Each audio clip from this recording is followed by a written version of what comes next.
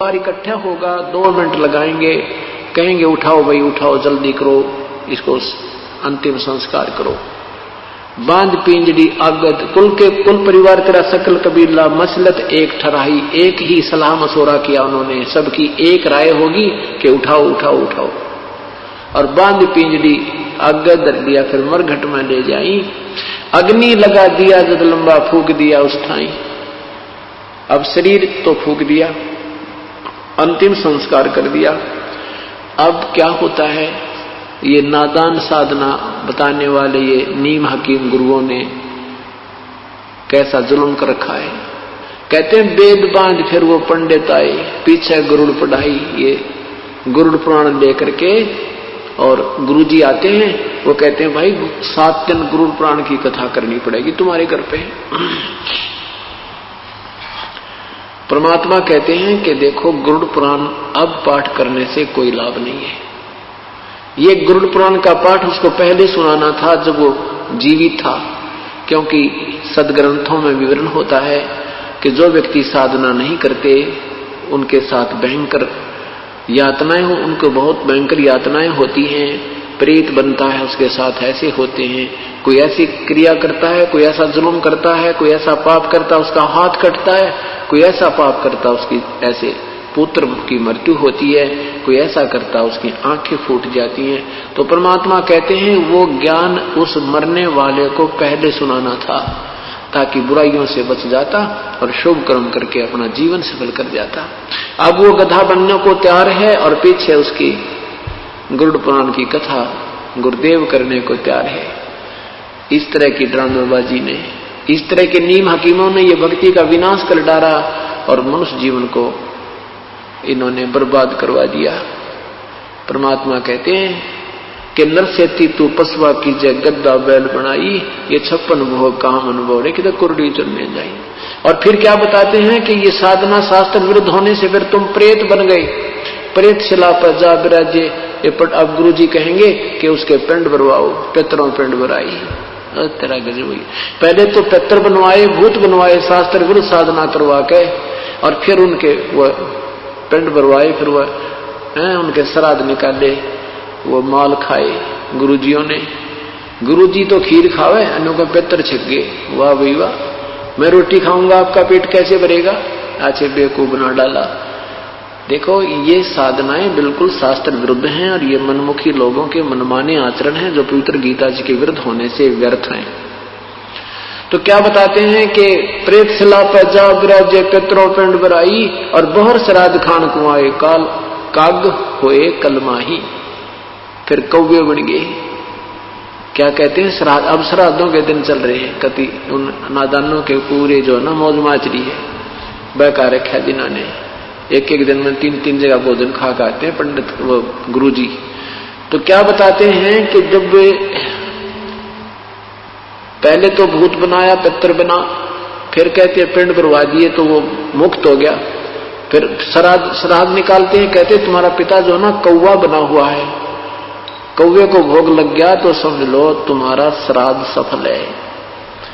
कौवे ने तेरा पिताजी ना कौवा बन के आगे भोग लगाएंगे और तुम्हारा श्राद्ध सफल हो गया। अरे तेरा गजब वही। कहते हैं बहुत श्राद्ध फिर खान को आई, वो काग हुए कलमाई। फिर वो वही आत्मा नु कहे भी वो काग बन गया, कौवा बन गया, और ये वो श्राद्ध खा गया, बेड़ा पार हो गया। कौवा रोजाना खाना खाता है, चल कौवा मान लेते, तुम्हारा पिताजी कौवा बन गया हमारा। अब वो कौवा रोजाना आहार करता है, एक दिन के पेट खाना खाने से कौवे का 364 दिन पेट नहीं भर जाता। अपने जो पूर्वज थे, जो दिन की हम श्राद्ध निकाल रहे हैं, वो दिन में 2-2 बार आहार अवश्य करते थे, और अब एक दिन के आहार में वो 364 दिन नहीं छिक सकते। ये भी हमारे साथ उन्होंने सरेआम जो है ना धोखा कर रखा है।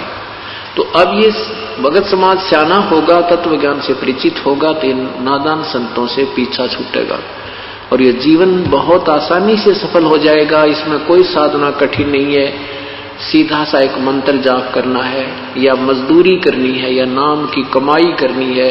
इस कमाई के धन से हम परमात्मा के लोक में जा सकते हैं और कोई विकल्प नहीं है। अन्य जो साधनाएं हठयोग करना, ये सिद्धि से दिया जाना, ये तो यही की प्रभुता है। इससे जीव कल्याण नहीं है, आत्म कल्याण नहीं है, मोक्ष मार्ग नहीं है। अब क्या बताते हैं आदरणीय पूज्य कबीर परमेश्वर कहते हैं कि जीवित बाप के लट्ठम लट्ठा मुए गंग पुचैया। जीवित पिताजी की तो सत्कार नहीं करते और मरने के बाद उसको गंगा में उसकी अस्थियों को प्रवाह करके आना है, उसका कल्याण हो जाएगा। परमात्मा कहते नहीं, जीवित बाप के लट्ठम लट्ठा मुवे गंग पुचैया। और जब आवे आसज का महीना वो कौवा बाप बनैया। अरे बोली सी दुनिया सतगुरु बिन कैसे सरिया। यानी पूर्ण संत के बिना, तत्व ज्ञान के बिना कैसे बात बनेगी। इन नादानों ने कैसा मूर्ख बना रखा है। पहले तो अंतिम संस्कार के समय कहते हैं इसकी अस्थियों को गंगा में डाल कर आओ, फिर कहते हैं श्राद्ध निकालो, कौवा बन गया। वो गति वहां भी गति की थी, फिर पिंड भरा दिए, वो भी गति होगी, और फिर कहें यो कौवा बन गया, श्राद्ध निकालो। परमात्मा कहते हैं भूत जुनी जा छूटे हैं ये पिंड दान करते। गरीबदास जिंदा कहे भाई नहीं मिले भगवंते। इन क्रियाओं के करने से जो पिंडदान तुम करते, इससे उसकी भूत जुनी तो छूट जाएगी। फिर वो गधा बन गया, बता के गति करवाई पिंडदान करवा के तुमने। वो तो अब जीवित गति हुए। अब गति करनी हमने अपने आप करवा के जानी है। अपना यहीं पर भक्ति साधना कर लो, यही आपके श्राद्ध निकलन लग रहे। 7 दिन श्राद्ध होंगे यहाँ पे। जो आत्मा यहाँ आगी उसका कल्याण हो जाएगा और तत्व ज्ञान होगा, मोक्ष मार्ग प्राप्त होगा। यहाँ उसकी भक्ति साधना मिलेगी, उसको कमाई बनेगी। कई प्रकार से कमाई होती है साधना से, जैसे संत के दर्शन से भी पुण्य होते हैं। सत्संग की तरफ चलते हैं, एक कदम का भी बहुत पुण्य है। यहाँ करिए अमर कथा सुनते हैं, इसका भी पुण्य होता है। फिर यहाँ सेवा करते हैं, कोई दान करते हैं, ये सब पुण्य हमने संग्रह करके और यहाँ से सतलोक जाने की तैयारी करनी है। यही हमारा मूल उद्देश्य है सत्संग में आने का। फिर क्या बताते हैं,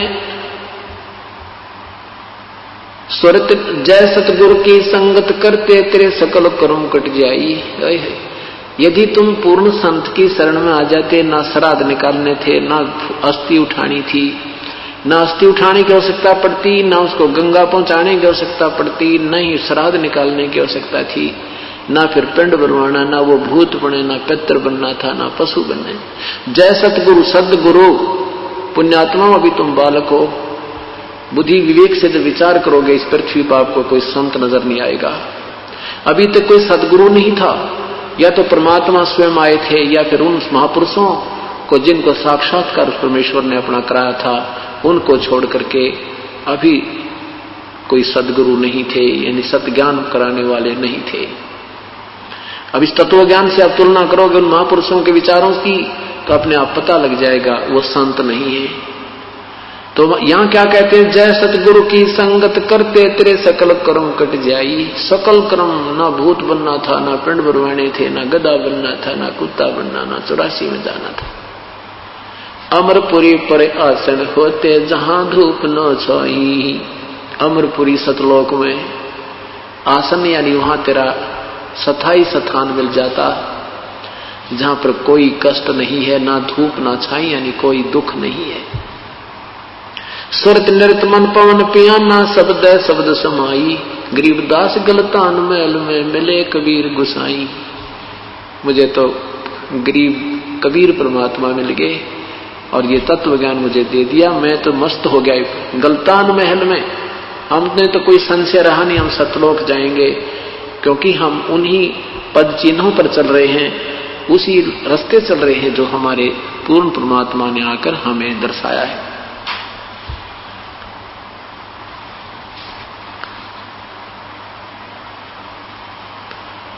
अब हमने ये देखना है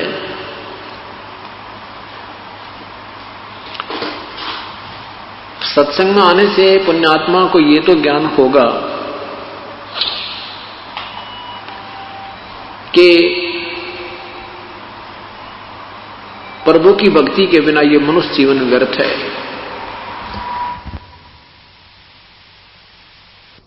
फिर पाछे पछतावेगा भाई आजा बंदे शरण राम की पछतावेगा। बालू की बीत पवन का खंबा कब लग खैर मनावेगा। बालू की बीत पवन का खंबा कब लग खैर मनावेगा। आजम तेरे घट न घेर तू राम कहन न पावेगा। आजम तेरे घट न घेर तू राम कहन न पावेगा। भाई आजा बंदे फिर पाछे पछताए। काल बलि तेरे सिर पर बैठा भुजा पकड़ ले जावेगा। काल बलि तेरे सिर पर बैठा भुजा पकड़ ले जावेगा। मात पिता तेरा कुटुंब कबीला सारा खड़ा लखावेगा। मात पिता तेरा कुटुंब कबीला सारा खड़ा लखावेगा। भाई आजा बंदे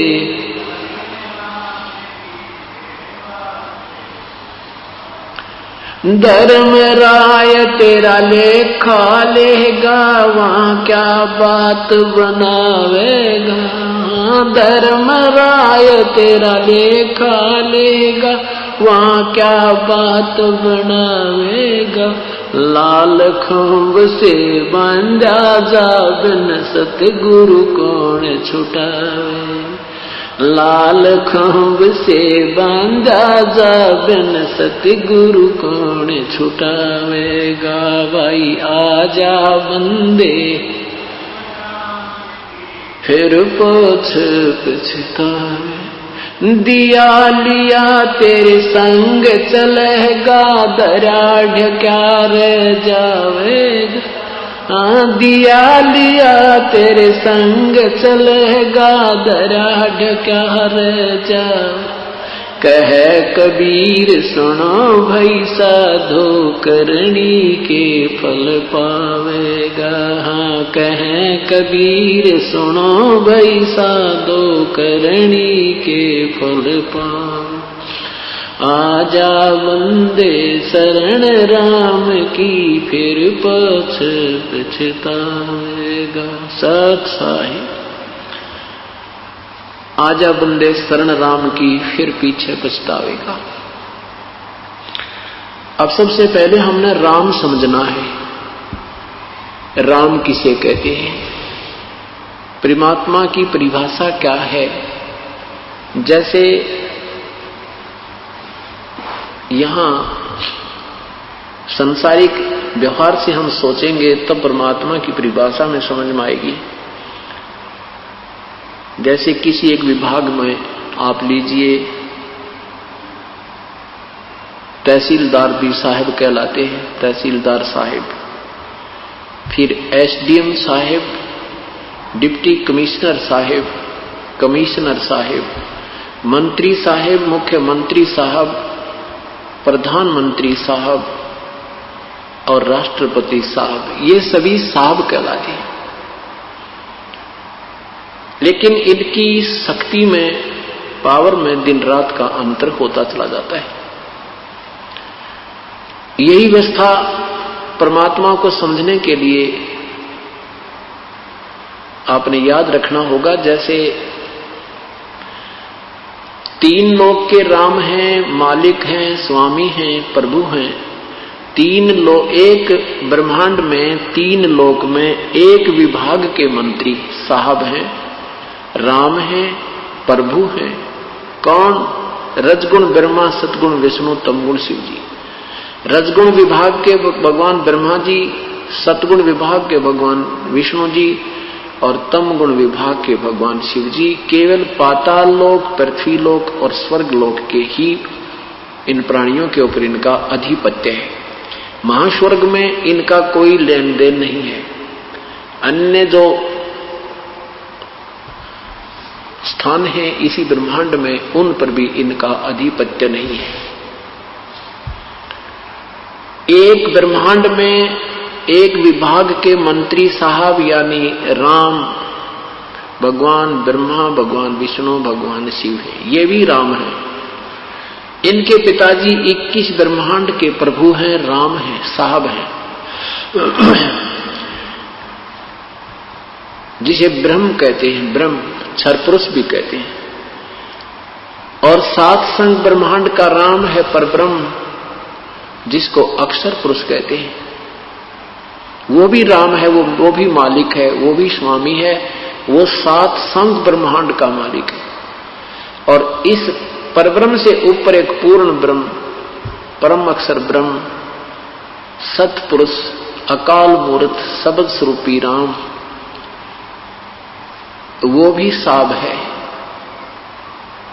वो असंख्य ब्रह्मांड का, असंख्य, जिसमें ये 21 ब्रह्मांड ब्रह्म के, 7 संख्य ब्रह्मांड परब्रह्म के, और अपने सतलोकाधि सारे ब्रह्मांडों को मिला करके सबके ऊपर कुल मालिक वो पूर्ण ब्रह्म है, वो भी राम है। अब जैसे हम भगवान राम, भगवान कृष्ण, भगवान विष्णु, भगवान शिव, कृष्ण आदि की भक्ति करते हैं, ये पवित्र गीता जी के अंदर मना है। 7वें अध्याय के 12 से लेकर 15 श्लोक में स्पष्ट किया है कि तीनों गुणों की जो साधना करते हैं, इनसे होने वाले लाभ के ऊपर जो आरूढ़ हो गए हैं, इन्हीं से मिलने वाले जो सुख सुविधा के ऊपर जिसकी बुद्धि यहीं तक सीमित हो गई है, जिनका ज्ञान इस त्रिगुणमयी माया के द्वारा हरा जा चुका है, वो राक्षस स्वभाव को धारण किए मनुष्यों में नीच दुष्कर्म करने वाले मूर्ख अर्जुन मुझे भी ना बचते, क्योंकि गीता जी का ज्ञान ब्रह्म ने बोला था, श्री कृष्ण जी में प्रवेश करके ज्योति निरंजन काल ने बोला था। ये मेरी भक्ति भी नहीं करते, मुझे भी नहीं बचते, क्योंकि तीनों गुणों तक की पूजा करने वाले को गीता जी में रिजेक्ट किया है, व्यर्थ कहा है। क्यों कहा है? क्योंकि ये तीनों भगवान नाशवान हैं, इनसे मिलने वाला सुख भी अक्षीणिक है, ये सफाई नहीं है। हम इनको अविनाशी कहते थे, इनको मृत्युंजय कहा करते थे, ये मृत्युंजय नहीं है। मृत्युंजय माने जिन्होंने मृत्यु जीत ली हो, अजरो अमर नहीं है ये, इन्होंने मृत्यु, ये इनका जन्म और मृत्यु होता है। पवित्र देवी भागवत महापुराण 3रा स्कंद मोटा टाइप गीता प्रेस गोरखपुर से प्रकाशित 123 पृष्ठ पर भगवान विष्णु कहते हैं कि हे माता, तुम शुद्ध स्वरूपा हो, ये सब संसार आप ही से उद्भासित हो रहा है। मैं ब्रह्मा और विष्णु, हम तो नाशवान है, हमारा जन्म और मृत्यु होता है, आविर्भाव और तिरोभाव होता है, हम अविनाशी नहीं है, तुम ही अविनाशी हो। इससे सिद्ध हुआ कि ब्रह्मा विष्णु महेश ये नाशवान हैं, इनकी पूजा करके हमें पूर्ण लाभ मोक्ष प्राप्त नहीं होता, अर्थात ये भी साधना व्यर्थ हुई। गीता जी बोलने वाला ब्रह्म कहता है कि मेरी साधना भी 4 प्रकार के व्यक्ति करते हैं। गीता जी के अध्याय नंबर 7 के मंत्र 16 से 18 में एक अर्थार्थी, आर्थ, ज्ञानी, जिज्ञासु और ज्ञानी। अर्थार्थी वो हैं जो अपने धन लाभ के लिए कोई जंत्र मंत्र करते हैं, वेदों अनुसार करते हैं। आर्थ जो संकट निवारण के लिए इसको साधना करते हैं तो वेदों के मंत्रों से ही करते हैं, अन्य किसी ओम जगदीश हरे, हनुमान चालीसा, ये जय गणेश देवा का आसरा नहीं लेते, जो ब्रह्म साधना ही मानी जाती है, जो वेदों से साधना करते हैं।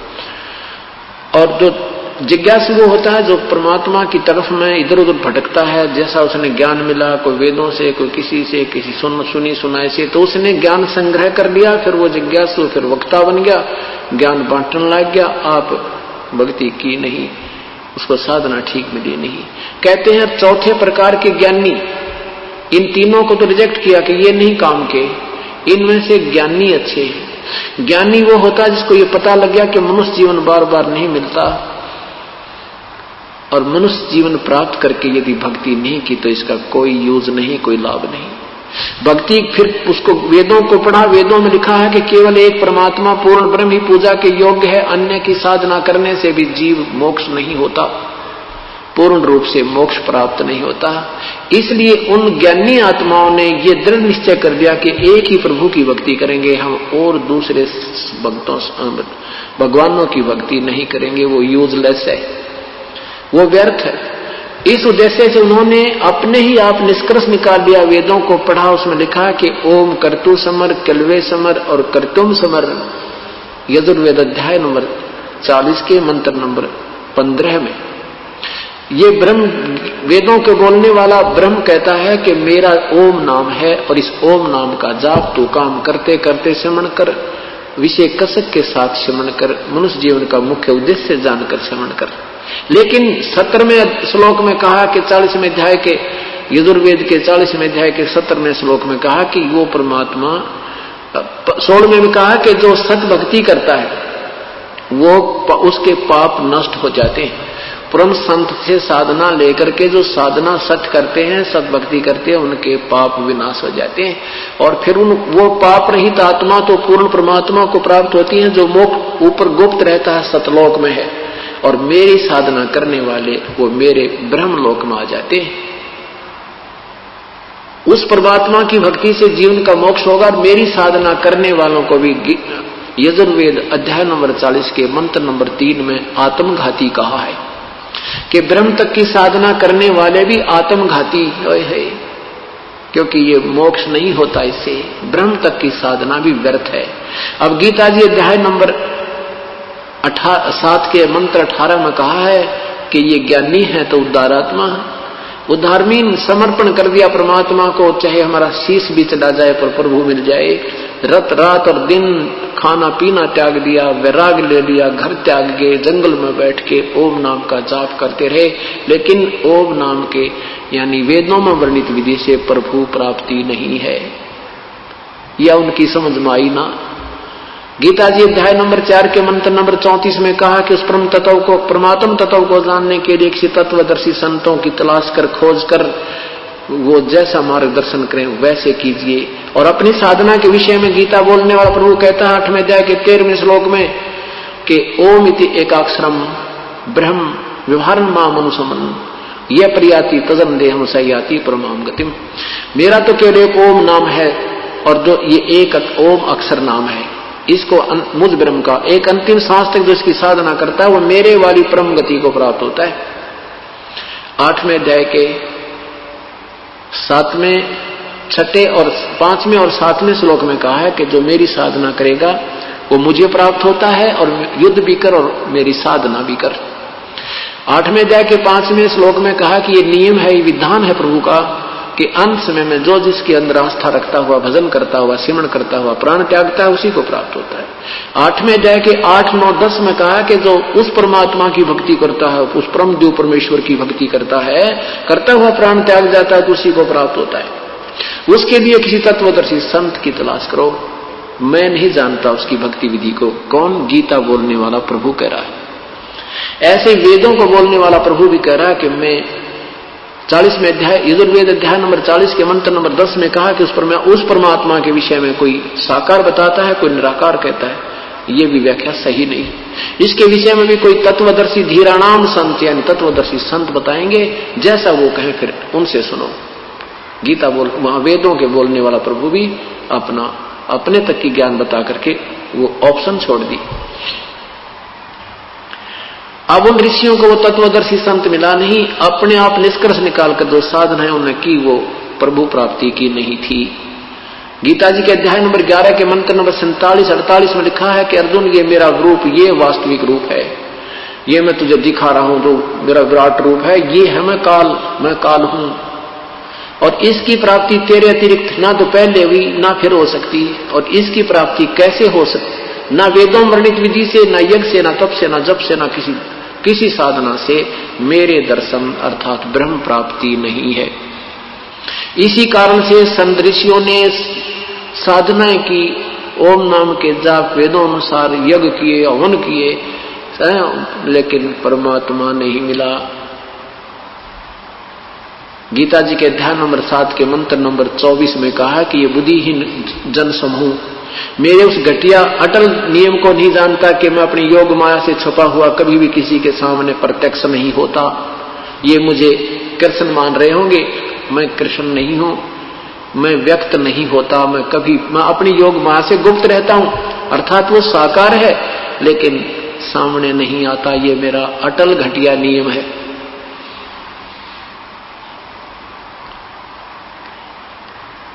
अब इन ऋषि ज्ञानी आत्माओं ने वेदों को पढ़कर ओम नाम को सिलेक्ट किया और ओम नाम को मान लिया ये पूर्ण परमात्मा की प्राप्ति का है। सतगुरु बिन काहू न पाया ज्ञाना, जो थोथा वो छड़े किसाना। ये वशिष्ठ मुनि जैसे भी महापुरुष अपना जीवन व्यर्थ कर गए क्योंकि उनको तत्वदर्शी संत नहीं मिला। और जो परमात्मा स्वयं तत्वदर्शी संत बनकर आए थे इन्होंने उसकी बात को स्वीकार नहीं किया, उसको वामदेव कहने लगे। व्यंग्यात्मक नाम रख लिया वामदेव। वामदेव माने उल्टा चल रहा है, एक दायां हाथ एक बामा। तो वामदेव माने उल्टा ज्ञान प्रचार करने वाला कहने लगे भगवान को। अब देखो पुण्यात्माओं, सारा संसार एक तरफ ज्ञान दे रहा है, ये दास एक तरफ, और ये दास शास्त्र अनुसार बता रहा है जो हमारे सदग्रंथ बता रहे हैं, और अभी तक वो संत दंत कथा सुना रहे हैं। अब वो हमें कहते हैं वो तो उल्टी बात करता है, वो सारी सबकी निंदा करता है। ऐसे ही परमात्मा के साथ इन्होंने व्यवहार किया था। जब वो तत्वदर्शी संत बनकर स्वयं आए थे तब भी उनको रिजेक्ट कर दिया था इन अनजान ऋषि महर्षियों ने, और जिसका अभी तक खामियाना भोगना पड़ रहा है। वो तत्वदर्शी संत जब तक नहीं मिला तो क्या हुआ कि इन ज्ञानी आत्माओं ने ये तो पता लग गया कि मनुष्य जीवन बार बार नहीं मिलेगा। आप चाहे इस मिट्टी को कितना ही कष्ट हो जाए, चाहे ये मिट्टी कितनी ही दुख हो जाए, चाहे खराब हो जाए, पर मालिक के नाम पर हो जाए। इस उद्देश्य से उन्होंने दिन रात ओम नाम का जाप किया, उसे परमात्मा नहीं मिला क्योंकि वो रूल है, नियम है। इससे प्रभु वेदों वर्णित विधि से भगवान नहीं मिले। अन्य साथ सुख हो जाते हैं, जैसे अच्छी कमाई बन गई, महास्वर्ग में पहुंच गया, हजारों युगों तक वहां रह गया, फिर उसके बाद इंद्र बन जा कि या पृथ्वी का राजा बन गया, वह सारी कमाई खा कर फिर गधा बन गया, नरक से ला गया। इस तरह की सुविधाएं और ये असुविधाएं तो इस ओम नाम के यानी वेदों वर्णित विधि से होती हैं। परमात्मा प्राप्ति नहीं और आत्म कल्याण नहीं होता, मोक्ष नहीं होता।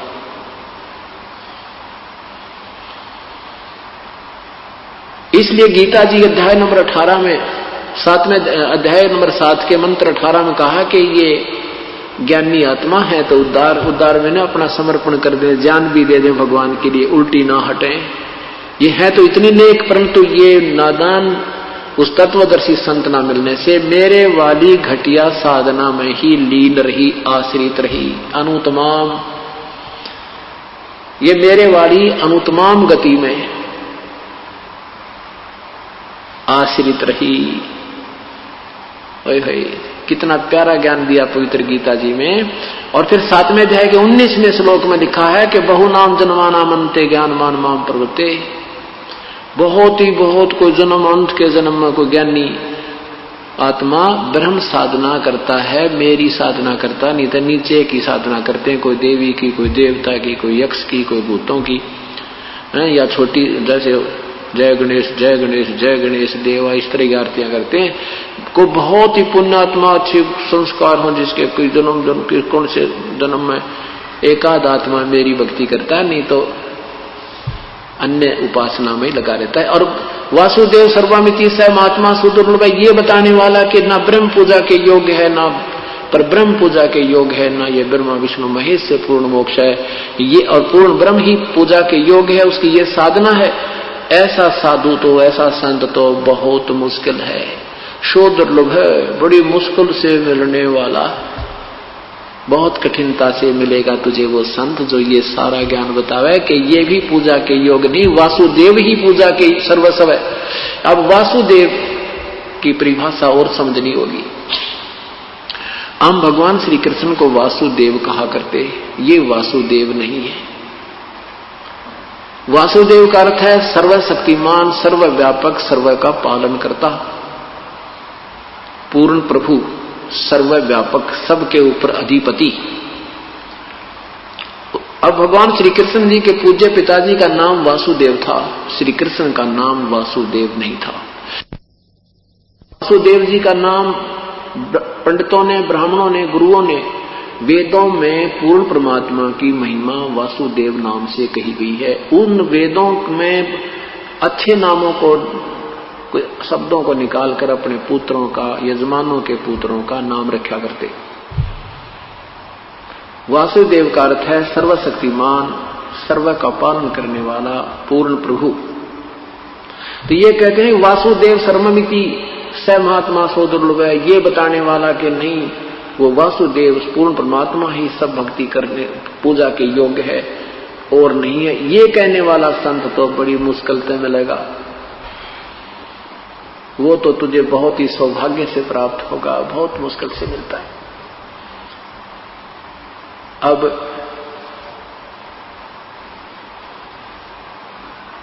श्री कृष्ण विष्णु अवतार है।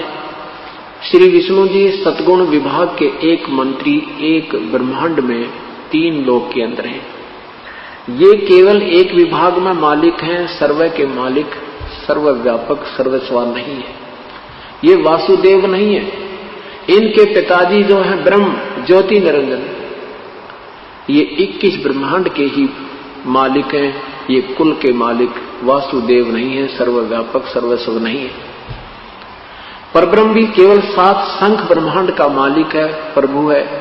ये भी वासुदेव सर्व का मालिक नहीं है। पूर्ण ब्रह्म वो वासुदेव है। पूर्ण ब्रह्म वासुदेव है, वो सत्पुरुष वासुदेव है। तो कहते हैं ये बताने वाला कि वासुदेव सर्वमिति, सर्वम माने सर्वेस्वा, सब कुछ, वही पूजा के योग्य है, वही पालन करता है, वही कष्ट निवारण करता है, वह पापों का विनाशक भी वही है। ये बताने वाला संत तो बड़ी मुश्किल से मिलेगा। तुम गीता जी के अध्याय नंबर 7 के मंत्र नंबर 12 से 15 में भगवान ब्रह्मा विष्णु महेश के साधकों को व्यर्थ क्यों बताया। जैसे तमोगुण विभाग, तमोगुण भगवान शिव का साधना करने वाला रावण ऐसा कठिन साधक था, ऐसा डिवोटी था कि अपने 10 बार शीश भी काट के भगवान के चरणों में समर्पण कर दिया। और क्या हुआ, अंत में राक्षस कहलाया, कुत्तेवाली मौत मरा। ये तमोगुण भगवान शिव की परम साधना, साधक का, परम साधक की उपलब्धि। संसारिक सुख मिल गए, सोने की लंका होगी, 1 लाख पुत्र हो गए, और अंत में पशु कुत्ते वाली मौत मरा, सर्वनाश हो गया और नरक का भागी हुआ। राक्षस कहलाया। रावण को राक्षस की संज्ञा से जाना जाता है। एक भस्मागिरी नाम के तपस्वी थे, भगवान शिव के तमोगुण के उपासक। 12 वर्ष तक सिर नीचे न करके पैर ऊपर को करके और भगवान शिव के कैलाश पर्वत पर भगवान शिव के द्वार के सामने साधना की। 12 वर्ष के बाद पार्वती जी ने कहा, हे भगवान, आप तो समर्थ हैं, आपका दास क्या मांगता है, इसको प्रदान कर दो। पार्वती जी के कहने से भगवान शिव ने भस्मागिरी से कहा कि मांग भस्मागिरी, क्या मांगता है, मैं तेरे से अति प्रसन्न हूं।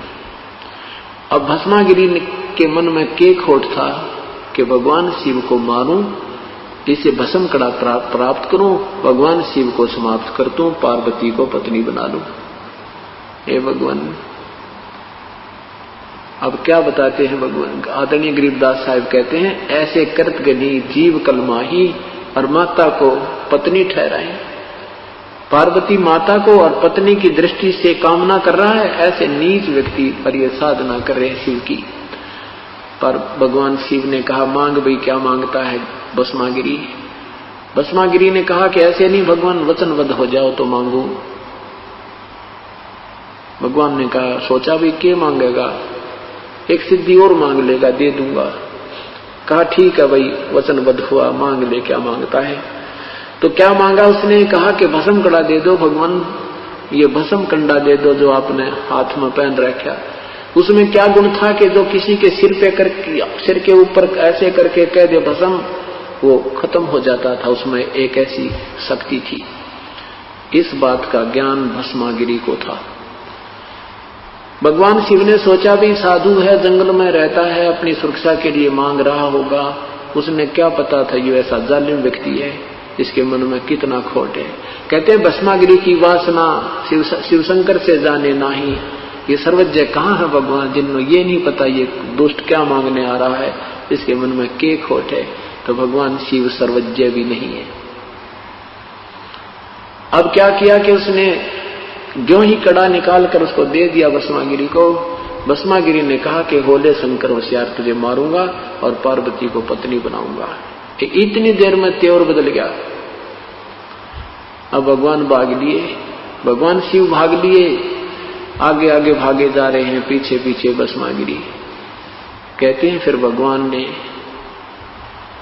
गिरजा रूप बनाया, पार्वती का रूप बना के भस्मागिरी के पास खड़े हो गए। कहने लगे क्यों भाग रहे भस्मागिरी, आजा मेरे पास। अब भस्मागिरी ने देखा कि शिव जी तक भागता जा रहा है, चला जाएगा, मेरे निकट आ नहीं सकता। जिसकी मुझे कामना थी वो मुझे मिल गई। अब पार्वती रूप में प्रभु ने कहा कि भाई आप मुझे डांस करके दिखाओ। भस्मागिरी ने कहा कि मैं डांस तो नहीं आता, मैं तो साधु आदमी, साधना करता था। तो पार्वती कहती मैं सिखाती हूँ। तो पार्वती रूप में प्रभु ने कहा मैं तुझे डांस करना सिखाती हूँ, ऐसे मैं जो गतिविधि करूं ऐसे करना। अब ऐसे एक पैर ऐसे कर, हाथ ऐसे कर, हाथ ऐसे कर, और कर और कर। जो ही वो हाथ में भस्म कंडा लिया हुआ हाथ उसके सिर पे आ गया भस्मागिरी के। पार्वती के रूप में भगवान ने कहा कि भस्मागिरी भस्म हो गया। उस कड़े को लेकर के विष्णु रूप धारण करके प्रभु शंकर भगवान के पास पहुंचे जो भागे जा रहे थे। भस्मागिरी के भय से भागे जा रहे थे भगवान शिव। तो कहा कि भाई रुक जा भोलेनाथ, रुक जा भोलेनाथ। भगवान शंकर कहते हैं आजा विष्णु, भाग ले भाग ले। क्या हो गया कि उस निकम्मे ने मेरे से भस्म कंडा मांग लिया और मेरे से गलती होगी, वो मुझे मारने पर तुला है, आपको भी भस्म कर देगा, भाग लो। तब भगवान ने कहा कि मैंने उसको भस्म कर दिया है, तू चिंता मत कर। देख कड़ा में ले आया। कड़े को देखकर भी विश्वास नहीं हुआ, कहने लगा तू लाया कैसे उसका। तो उसने बताया कि मैंने उसको ऐसे ऐसे पार्वती रूप बना करके और ये कड़ा में छीन लाया हूं, उसको भस्म कर दिया है। जब उसकी राख देख ली ना भगवान शिव का, जब दिल धड़कन पे बंद होया। और इनको हम समर्थ मानकर पूजा करते थे। ठीक है, ये भी नहीं कह सकते ये बिल्कुल रिजेक्टेड है, नहीं, जितनी इनकी शक्ति है उतनी विद्यमान है। हम इनको एक मंत्री की शक्ति होते हुए हम मंत्री को प्रधानमंत्री कहा करते थे। ये हमारी नालायकी नादानी थी, क्योंकि ये नीम हकीम हमारे गुरुओं की कमी थी। जैसे रावण को उनके गुरुदेव ने शिव को मृत्युंजय, सर्वेश्वर, महेश्वर, वेदों में इसी का वर्णन है, ऐसे गुणगान कर दिए। अब उस भोली आत्मा को क्या पता था कि ये गुरु जी नहीं है, तो नीम हकीम है। यदि उस रावण वाली आत्मा को ये ज्ञान मिल जाता, विमान में बैठकर जाता। ये संतों की त्रुटि की कमी, तत्वदर्शी संत न मिलने से अभी तक ये भक्ति मार्ग विचलित है और ये भोली आत्मा श्रद्धालु लोग भटक रहे हैं। ये तो भगवान शिव की रजो तमोगुण साधना के उपासकों की हालत बताई। राक्षस स्वभाव को धारण किए, मनुष्यों में नीच। रावण भी अपनी मां को उठा ले गया, सीता को, और भस्मागिरी ने अपनी मां पर नीत डबोली, यानी त्रिलोक जननी पर। तो इससे मनुष्यों में नीच दुष्कर्म करने वाले भक्ति मार्ग के शास्त्र विरुद्ध साधना साधकों को दुष्कृतिन बोला है, बुरे कर्म करने वाले। और मूर्ख यानी सतभक्ति ना करके इस बार उड़ रहते हैं और कहे तो मानना लड़ने तैयार हो जा।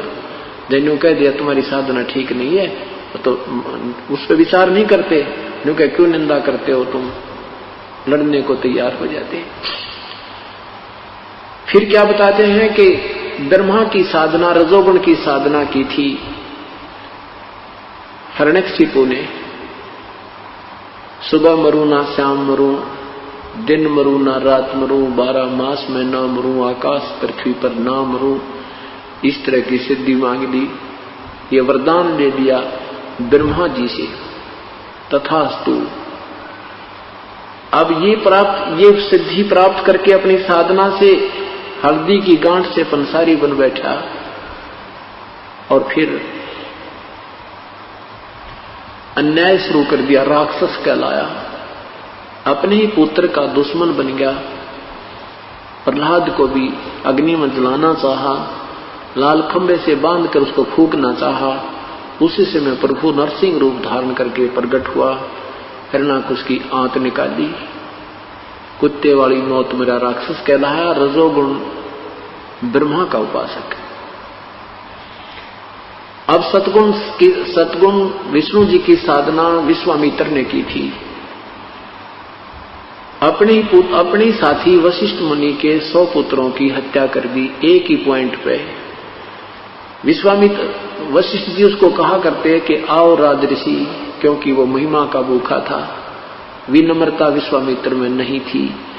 और विश्वामित्र इस बात से दुख मानता था, तो मुझे राजऋषि क्यों कहता, मुझे ब्रह्म ऋषि कहा कर।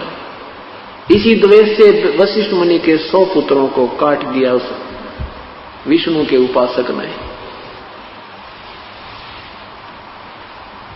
एक और सामूहिक उदाहरण दिया है कि एक बार हरिद्वार हर की पैड़ियों पर, हरिद्वार में हर की पैड़ियों पर कुंभ का पर्व हुआ। उसमें स्नान करने के लिए, परभी में नहाने के लिए तीनों गुणों के उपासक, ये गिरि, पुरी, नागा, वैष्णो, ये सारे साधु पहुंच गए। अब स्नान करने का जब समय आया तो वो अपने अपने पूरे समूह के साथ प्रस्थान करते हैं। सबसे पहले नागा हर की पैड़ियों पर जाकर खड़े हो गए। अन्य को कहा कि तुम हमारे बाद में स्नान कीजिएगा, हम सर्वश्रेष्ठ हैं, हम त्यागी और बैरागी हैं, हम निवस्त्र रहते हैं, हम नि इच्छा हैं, हम सर्वश्रेष्ठ हैं, हम प्रथम स्नान करेंगे। वैष्णव साधुओं ने इस बात का दुख माना कि तुम पशु की तरह नंगे फिरते हो, समय पर नहाना नहीं, राख शरीर पर लगा रखी है, पशु की तरह रहते हो तुम, काहे के शरण फिर, तुम काहे के श्रेष्ठ हो, बाहर मरो, हम नहाएंगे पहले। अब वो नहाना तो भूल गए, लट्ठम लट्ठा हो गए। वो स्नान तो करना भूल गए, आपस में लट्ठम, तलवार निकाल ली, तीर निकाले, जो भी जिसका फंस गया नीट मारी, ऐसी बुरी तरह पशुओं की तरह को किसी को मुंह से काट रहा है। वो तो क्या कहते हैं, 25,000 व्यक्ति जिनको हम संत कहा करते थे अनजानपने में, वो 25,000 व्यक्ति आपस में लड़का मर गए, गंगा का पानी लाल कर दिया। तो ये तीनों गुणों के उपासक, राक्षस स्वभाव को धारण किए हुए मनुष्यों में नीच, हे भगवान कितने उदाहरण दें इनके। ये तत्व ज्ञान के अभाव से ये हानि प्राणी को उठानी पड़ रही है।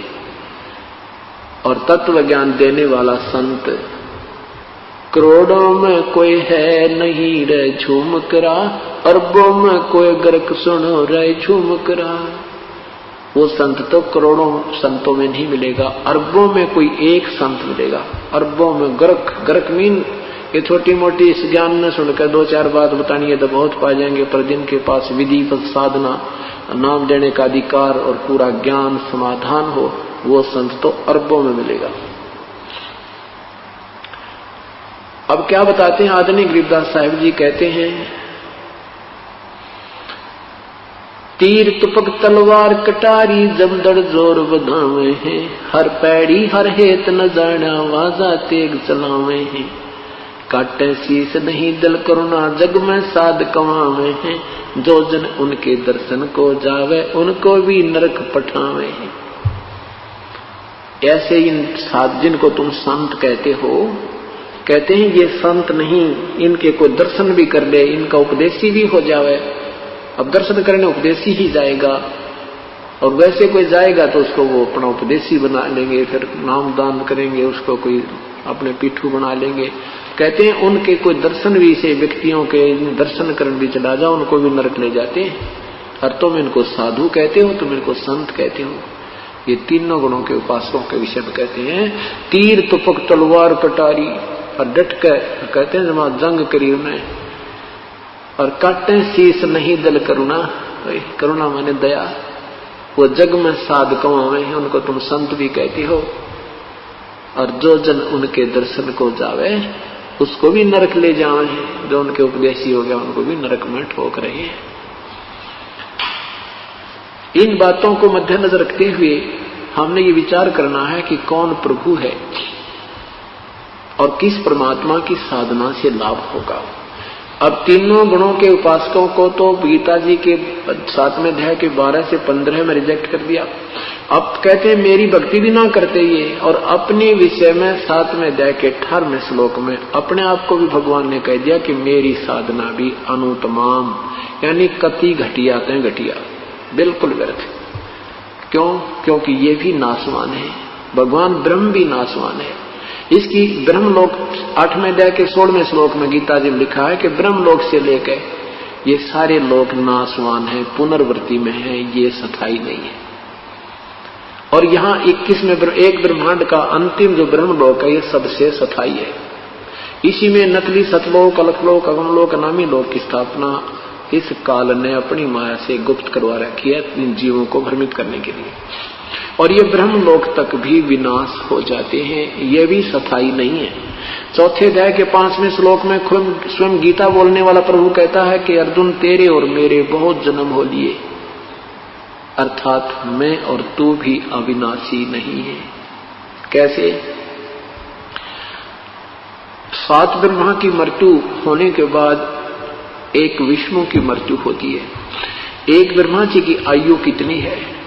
पुण्यात्माओं ये आंकड़े याद हो जाएंगे थोड़े से दिन में आपके, और ये ज्ञान होना बहुत जरूरी होता है, क्योंकि ज्ञान एक बाउंड्री बनती है, एक हमारा गाइडलाइन बनता है। हम विचलित नहीं हो सकते, चाहे कोई फिर कितना विद्वान आकर बात करे, आप 2 मिनट में फेल कर देगा। हमारा बच्चा भी उसको रिजेक्ट कर देगा, जिसने 3-4 वर्ष सत्संग सुनते और हो गए और नाम ले रखा है। एक ब्रह्मा का कितनी आयु होती है? ब्रह्मा की, ब्रह्मा जी का एक दिन है 1008 चतुर्युग का। एक चतुर्युग कितना होता है? सतयुग, त्रेता, द्वापर, कलयुग, इन 4 युगों का समय मिला दे इसको चतुर्युग कहते हैं। और ये 43 लाख यानी कुछ ऐसा इतना मिला करके वर्ष होते हैं। 4,32,000 कलयुग का समय है, इससे दुगना द्वापर का है, यानी 8,64,000। और 8,64,000 में 4,32,000 और जोड़ दे 12,96,000 त्रेता का, और 12,96,000 में 4,32,000 और जोड़ दे 17 लाख पूछिए द्वापर का, सतयुग का। इन चारों का योग कर दे ये 43 लाख कुछ वर्ष होते हैं। तो इतना एक चतुर्युग ये हुआ। ऐसे ऐसे 1008 चतुर्युग का ब्रह्मा का एक दिन, इतनी ही रात्रि। अब इसको लंप संप लेते हैं, 1000 चतुर्युग कहते हैं। 2000 यानी 2000 चतुर्युग का एक दिन रात हुआ। ऐसे 30 दिन का एक महीना, और 12 महीने का एक वर्ष, और 100 वर्ष की ब्रह्मा की आयु। ओए होए, अब गिनती करने लगे तो गुणा भूल जा। इतनी लंबी वर्षों, इतनी उम्र एक ब्रह्मा जी की होगी, इसकी मृत्यु होगी। ऐसे 7 ब्रह्मा मर जाएंगे, एक विष्णु जी की मृत्यु होगी। ऐसे 7 विष्णु जी की मृत्यु हो जाएगी, तब एक शिव की मृत्यु होगी। इसकी इतनी लंबी उम्र है। इसने माता से यही मांगा था कि मेरी उम्र बढ़ा दे, लंबी कर दे मां।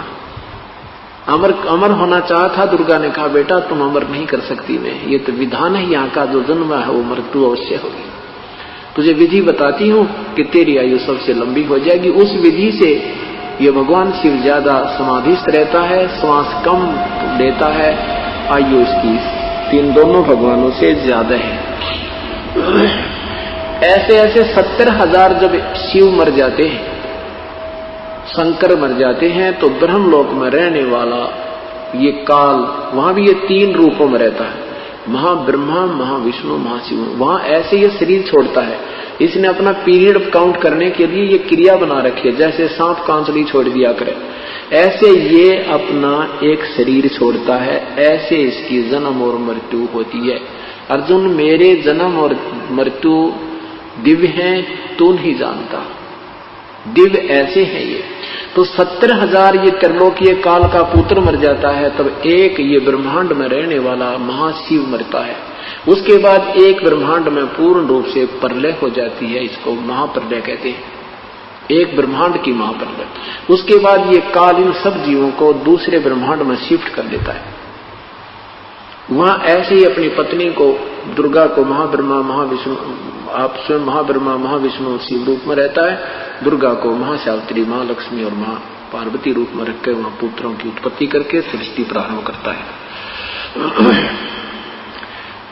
अब ऐसे एक काल मरता है, अर्थात एक ब्रह्मांड की जो प्रलय होती है, ये एक दिन हो गया, ये एक युग हो गया परब्रह्म का।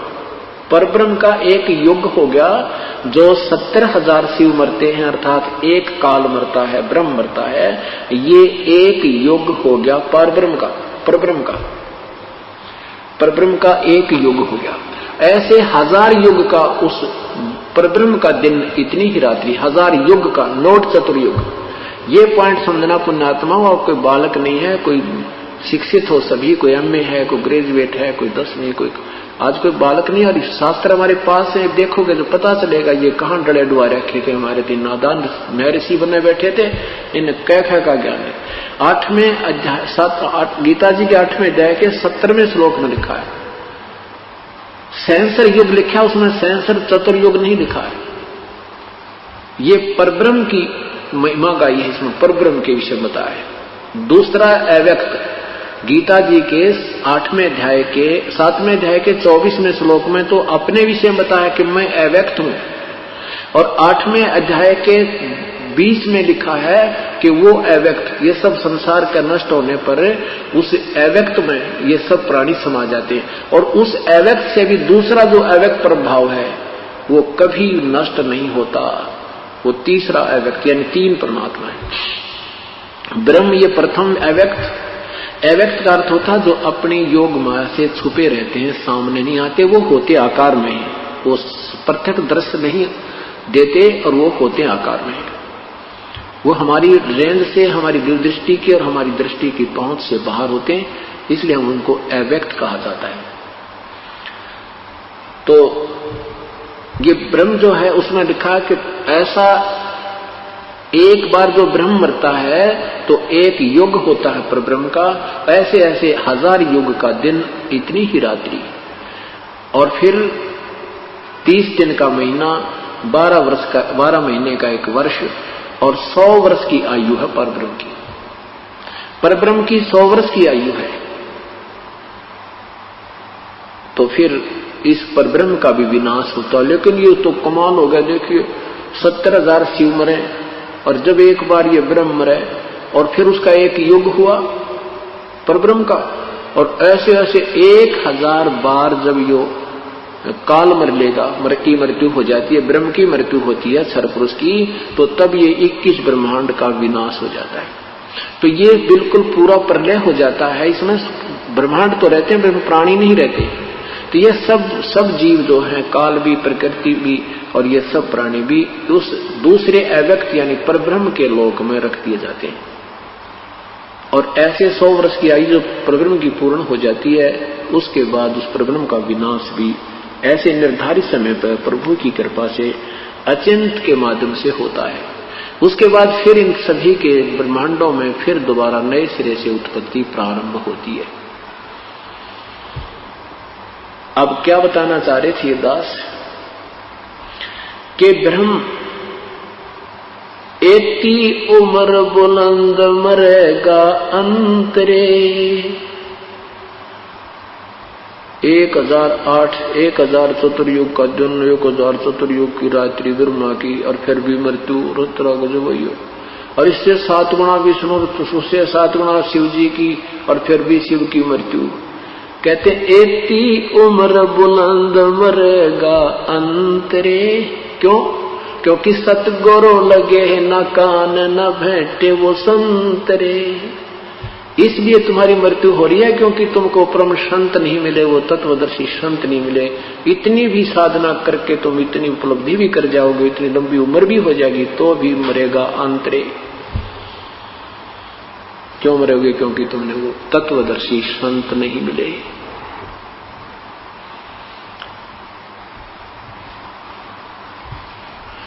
जग सारा रोगिया रे, जिन सतगुरु वेद न जाण्या। जग सारा रोगिया रे, जग सारा रोगिया रे, जिन सतगुरु वेद न जाण्या। जग जन्म मरण का रोग लगा है या तृष्णा बडरी खांसी। जन्म मरण का रोग लगा है, तृष्णा बडरी खांसी। आवागमन की डोर गले में पड़ी काल की फांसी। जग सारा रोगिया रे, जिन सतगुरु वेद न जाण्या। जग सारा रोगिया रे, जग सारा रोगिया रे, जिन सतगुरु वेद न जाण्या। जग भाई देखा देखी गुरु से बन गे, किया न तव विचारा। देखा देखी गुरु से बन गे, किया न तव विचारा। गुरु से दोनों के सिर पे यू काल ठोके पंजरा। जग सारा रोगिया रे, जिन सतगुरु वेद न जाण्या। जग सारा रोगिया रे, जग सारा रोगिया रे, जिन जग सारा रोगिया। सच्चा सतगुरु कोई न पूज, इन झूठों जगपतियासी। सच्चा सतगुरु कोई न पूज, झूठों जगपतियासी। अंधे की बागही अंधे न, मार्ग कौन बतासी। जग सारा रोगिया रे, जिन सतगुरु वेद न जाना। जग सारा रोगियो रे, जिन सतगुरु वेद न जाना। जग सार शब्द सर जीवन बूटी, गैस गैस अंग लगावे। सार शब्द सर जीवन बूटी, गैस गैस अंग लगावे। कहे कबीर तुम सत कर मानो, ये जन्म मरण मिट जावे। जग सारा रोगिया रे, जिन सतगुरु वेद न जाना। जग सारा रोगिया रे, जग सारा रोगिया रे, जिन जग सारा रोगिया। सार शब्द सर जीवन बूटी, गैस गैस अंग लगोवे। सार शब्द सर जीवन बूटी, गैस गैस अंग लगोवे। कहे कबीर तुम सत कर मानो, ये जन्म मरण मिट जावे। जग सारा रोगिया रे, वैद न जाना जग सारा रोगिया रे, जग सारा रोगिया रे, जिन सतगुरु सारा रोगिया रे। साहब